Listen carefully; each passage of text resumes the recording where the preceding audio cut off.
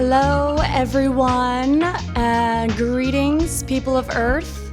It is Beth Bailey here, checking in with you for another episode of Let's Chat, Creative Pathways podcast, where I highlight all the various ways that you can be a creative in this life. And so once in a while, I like to check in solo with you all to catch up with you on all the projects I have going on. And all of this serves as a great documentation of the type of work I do and everyone else does, and hopefully provide some inspiration for you all to get engaged with your artistic community, your creative community. Coming up, I have booked a few different great interviews. I have a musician coming on. I have someone working in the food industry. What else? I have someone who's working in higher education, and also someone who's working in the gallery space. So that's my goal. I'm trying to get lots of different people in here. But I've been wanting to touch base with a solo chat with you all for a while now, specifically focusing on the residency I've been doing at the Douglas Wade Hamilton House in Brockton. It's a 62 plus residential community, and I have been going there weekly to make art with everyone. So what a pleasure.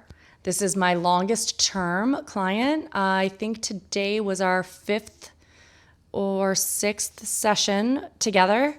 And we are rounding out a triptych, and we also have another piece going. Each panel that we're working on, all 4 panels are 3 by 2 feet each. And Dave Petty over at the Frame Center in Hanover has generously offered to frame the pieces at no cost once they are complete. And we are almost there. I think I have one more week of work to go on the triptych, and then the solo piece needs probably a few more weeks. But we're moving and grooving and working together, working in collaboration.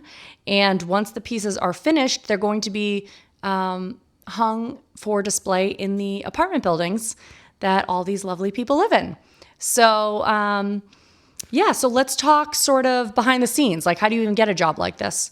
If you've watched some of my other podcasts or listened to any of my other interviews, you know I've been focusing on community arts education for many, many years. I graduated from Mass Art around 2012 and had been studying community arts education specifically for several years before that. I think there were about 4 people who had my specific degree at my graduation. And I've been finding work all around the community doing this type of thing, but I've just really been doing it on my own for the past couple years. So while I was at Mass Art, I was a dual major. I also majored in painting. And so the work I'm doing now, working collage and painting, has been such a joy because this visual language is embedded in who I am as an artist. Also back in 2015, I took a collage course with Marsha Ballou, and that's been hugely inspirational. I remember at the workshop, it was at her house. I was just like in a fever, just working so quickly on the floor, on the table, just like the way she goes back and forth between painting and collage just made total sense for me and clicked, and it just seemed seamless. So that's the type of work we're making now. And using the sketchbooks from Creative Pathways to source some of those collage materials. Marsha Ballou has generously donated some of her materials. I recently stopped by the Spare Studio, run by a woman named Zarla at the E.T. Wright Building.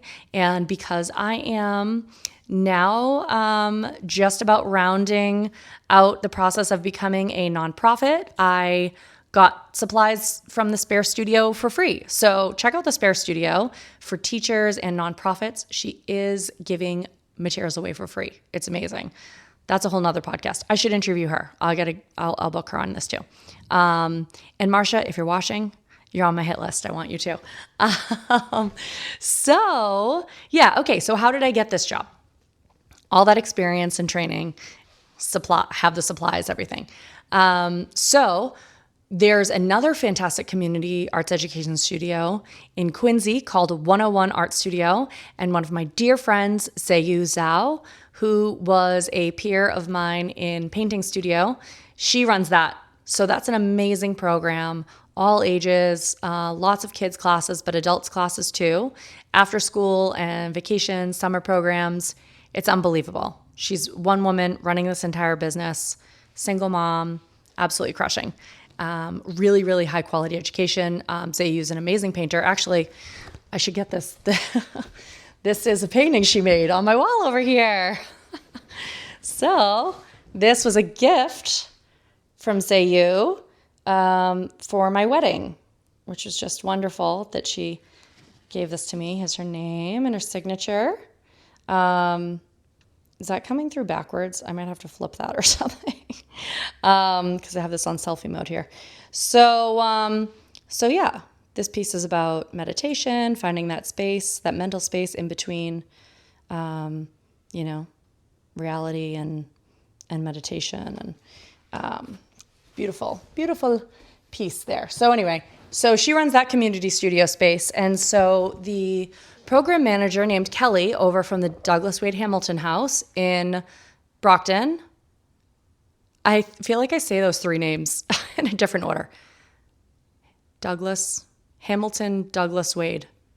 I think Douglas is left. Hamilton, Wade, Douglas. That sounds the best. Oh my God. So Kelly was looking to bring arts programming into the residents who live there. She's been doing amazing things there. She's been creating a gym, a library, meditation space, just fantastic offerings for all the people who live there. Very vibrant community. And there are some artists who live there. So she wanted to bring a professional artist in to work with them, make sure everyone's being enriched in all the ways they want to, and try to get some other people involved too. So she reached out to Zayyu, and they talked about programming, but Zayyu's really running all of her stuff on site, and Kelly also was looking for someone to be on site. So that could have worked out well, but it just, for their business models, didn't. So Zayyu sent Kelly my way, and I am so grateful. I had no idea if it would work out or not, but I told her, sure, send my contact information along. Sure enough, Kelly and I clicked immediately. Kelly, you're the best if you're listening to this. Or should I say Kayla? The residents call her both, and she goes with it because she's lovely. But yeah, so Kelly brought me in, and we had a great conversation. I got a sense of what it was that she was looking for. And so booked a time to come in and see the space. She gave me a tour of all their lovely locations. They even have some beautiful grounds there. It's right in the center of Brockton. And they have these two buildings, and in between them, there's this beautiful green space with some pathways and gardens, a gazebo. I'm hoping to get outside there at some point to make some art with everyone. But yeah, so I got to see the space.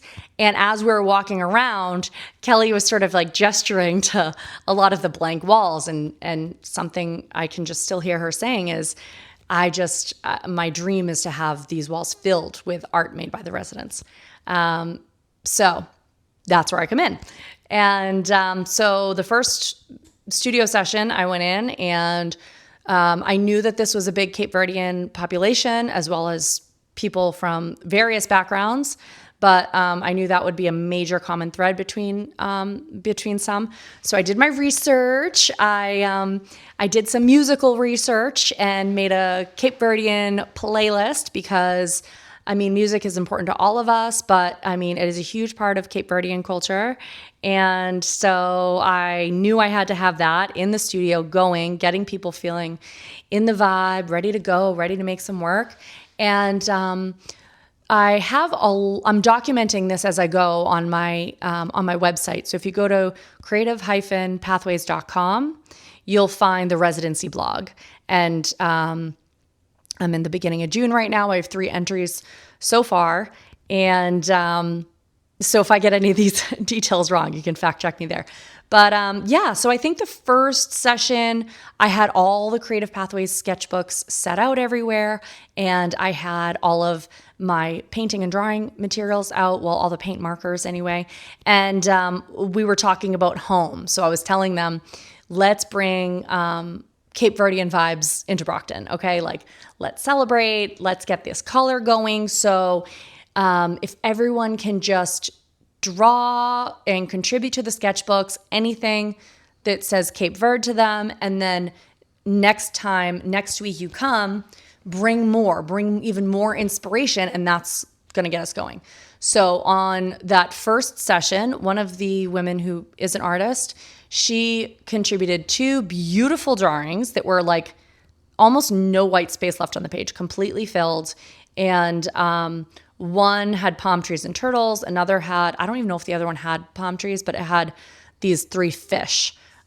So I pulled those 2 designs, and I'm always working on a couple of the pieces in between our studio sessions during the week. So after seeing that, and then some of the other reference things people were doing, lots of oceans, islands, right?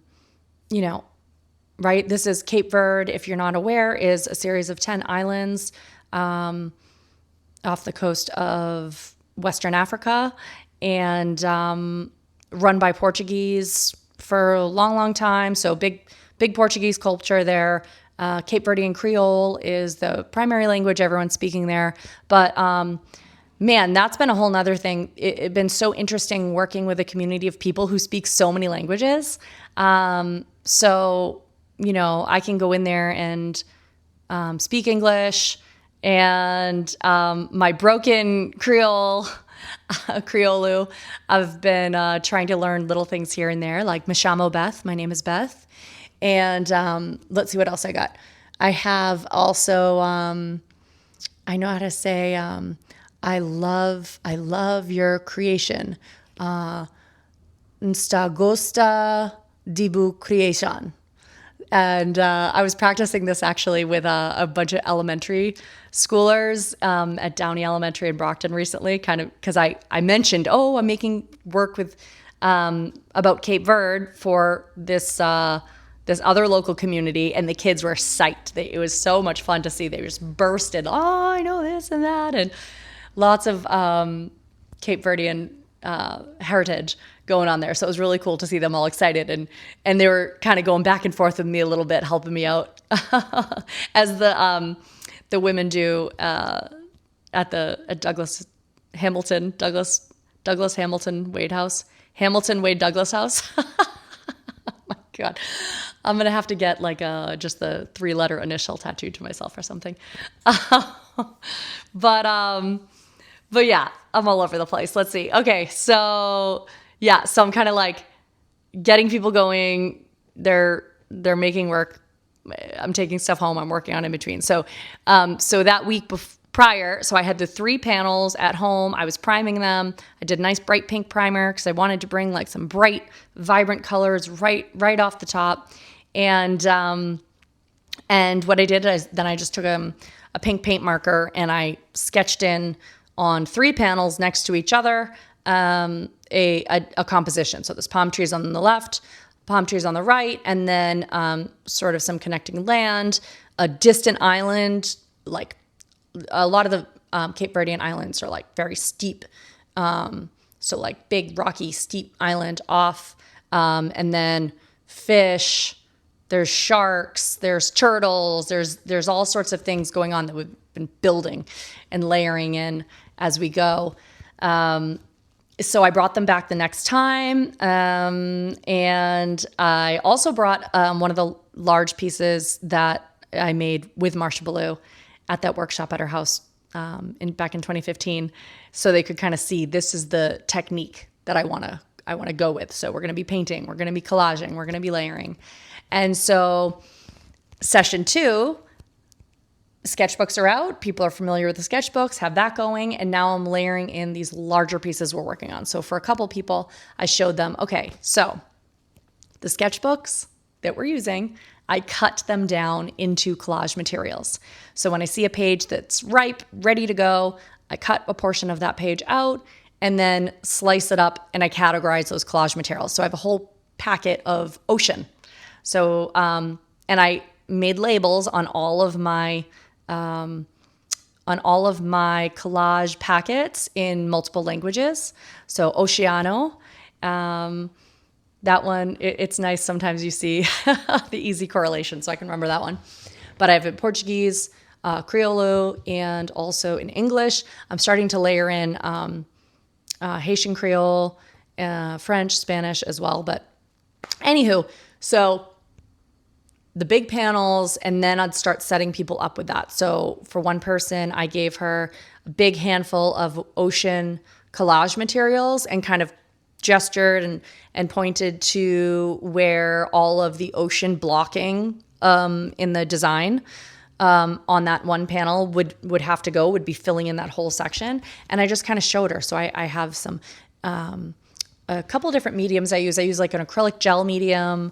I also have like a couple different types of glues that are really nice. And I had reached out to Marsha to ask what she uses, so I got what she uses. But yeah, so you're kind of painting the glue on and then sticking the collage materials on, painting over, and we're filling space, and it's all pink underneath. So you really do start to see that nice change between, once the blue gets up and the blue, the ocean, these are from the sketchbooks, right? So people have been developing these sketchbooks for about a year and a half, if not longer. Honestly, I feel like the sketchbooks have been going for a couple years, but it was just like a year and a half ago that I started bringing them out to events. That was like probably my first event was at Vitamin C Brewing in the holiday season of 2023. So before that, they were going. But anyway, lots of texture, drawn line, painted line, glitter, washi tape, whatever. The sketchbooks are just take out all materials.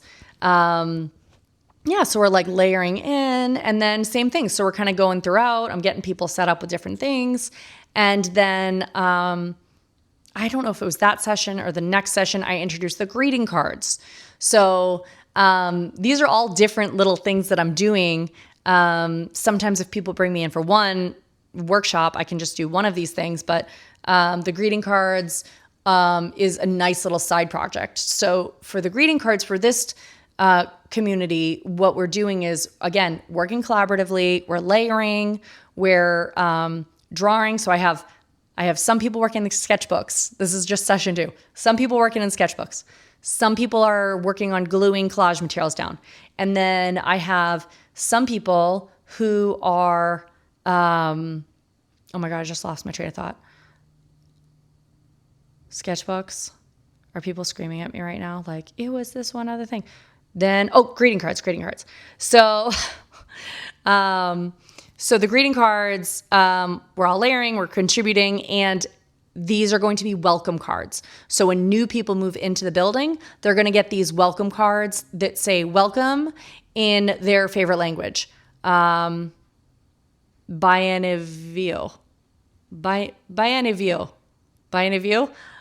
I gotta fact check that, but we're writing it in Criollo, a lot of Criollo. It's funny. I looked a bunch of languages, and welcome seems to start with like B-I-E-N, V's in there. So I think it's nice to receive a greeting card in your preferred language, right? So that's what we're doing. So we're working on those, and it was great because remember I mentioned I also just did a one-off workshop at a elementary school. The kids were working on those too. So that was really fun to then come back an additional week. Now we're in like week 3, and the residents can see the work that some of the kids did. And I got to tell them how excited the kids all were about the Cabo Verde reference and, just people feeling seen, right?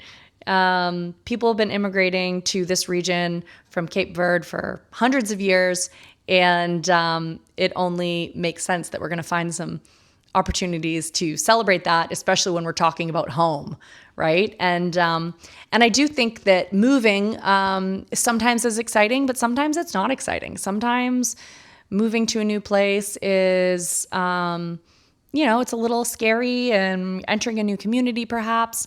And so to be able to have this little stockpile of greeting cards that Kelly can keep in her office and add to the welcome bag so that people know, here's a welcome card to your new home. It was made by many hands of the community who lives here now to welcome you in, but also even for some local elementary kids. So I think so far I've turned in 2 cards to her. We keep going into these cards until they're gorge. And that's something cool because I can bring those anywhere I have a one-off workshop. People can contribute to these. And anywho, so we have sketchbooks. People are collaging. People are making greeting cards. And then their 4th session, now I'm layering paint, So now we're really blocking in a lot of collage materials for a lot of these pieces. We are now painting because you have to kind of like paint layers and maybe block in the ocean on some of them. One woman helped block in beautiful ocean on one before we did the collage. So lots of back and forth. And I love that. I love in the pieces in the end that you can really look at them for a long time. You can enjoy the overall composition and you can just look closer and closer and closer. There's always so much more to see.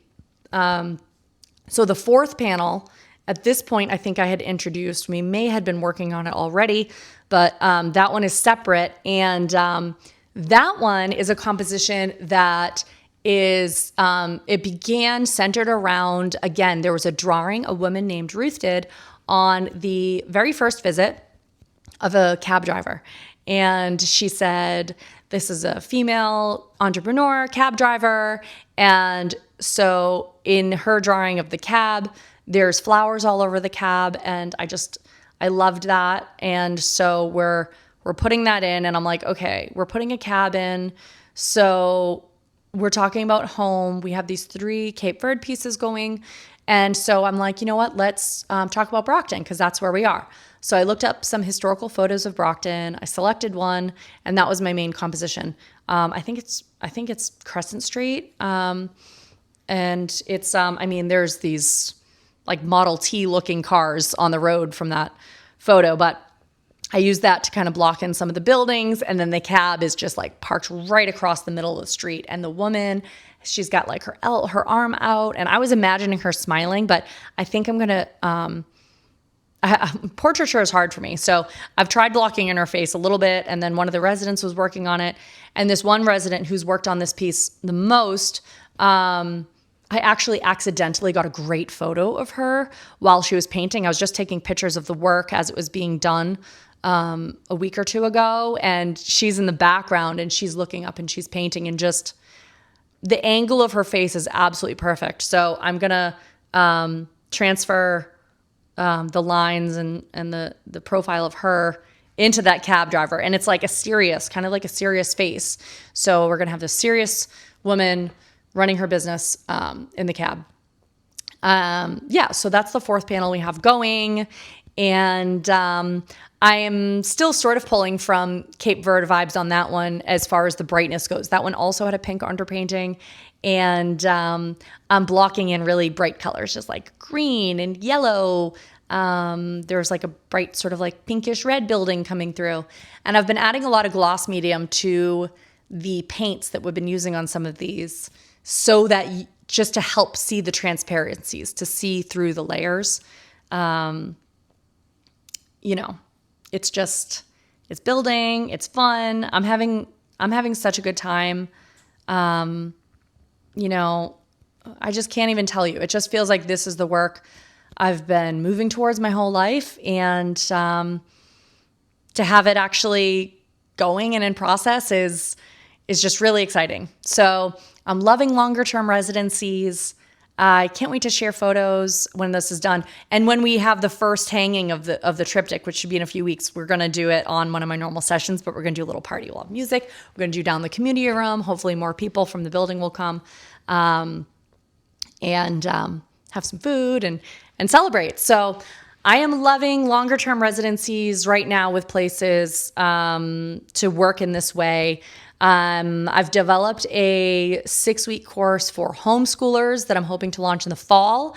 I'm going to start passing that documentation and the flyers out to local libraries. But if you are listening to this and you know any South Shore homeschool kids, any homeschooled South Shore kids that might be looking for extracurricular art, let me know, because if I can get a nice little bunch together, the more kids you can get involved, the better you can get the price. So so that's next on the horizon.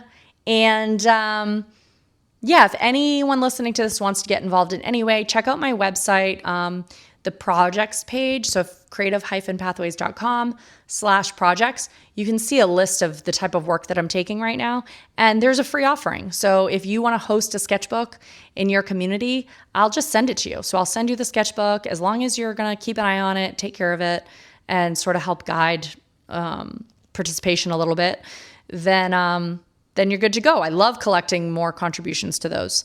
So there's all sorts of ways to get involved. I do grant funding and stuff too. If you're working with a community you think might apply for that, we could apply for that. And corporate partners too. I'm thinking that there could be some sort of a corporate partner aspect here, something where I'd maybe be consulting with the group about the space, about the people, about their ideas, and then maybe I would just be on site making the piece. There could be various levels of contributions. Let me know. I love making work in community. This is such a blast. And it's nice to have the consistent work of just going and know I'm going to make art with people.